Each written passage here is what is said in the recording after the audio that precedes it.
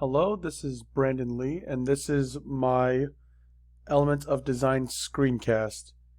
And the website I have chosen is a site called Reborn, and I'm here to explain all of the elements of design on how it is aesthetically pleasing.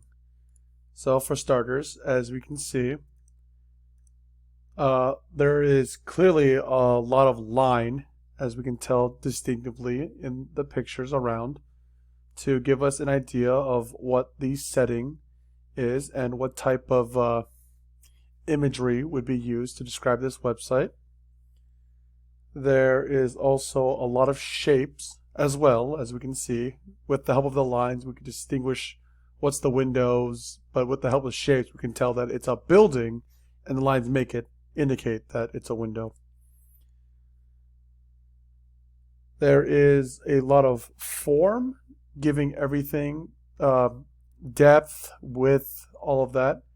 As we can tell with like the different angles, we can tell that this woman is more close up instead of just being a giant versus the person in the background who would seem normally smaller. But we can tell with the form that there is a position of where each person is. Space, there is a lot of space for this site. As we can tell, not everything's clumped up together. Everything's nice, everything's even. Not everything's all crunched up on the screen, but it's all spread out. So we can tell what's where, where's what. And it doesn't overtake one side or the other, such as this superhero being on the left side versus this superhero being on the right. They're both practically the same size on the screen. One doesn't overtake the other. Texture, as we can see with the earth here, there is clearly a lot of texture. It's not just a plain picture on a screen, as well as the texture on the capes.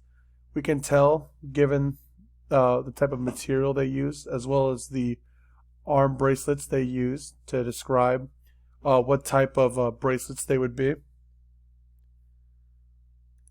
Tone, there is a lot of tone given the shadow effect on the cape as well to help out with the type of idea on what it would kind of be like of how the cape would move.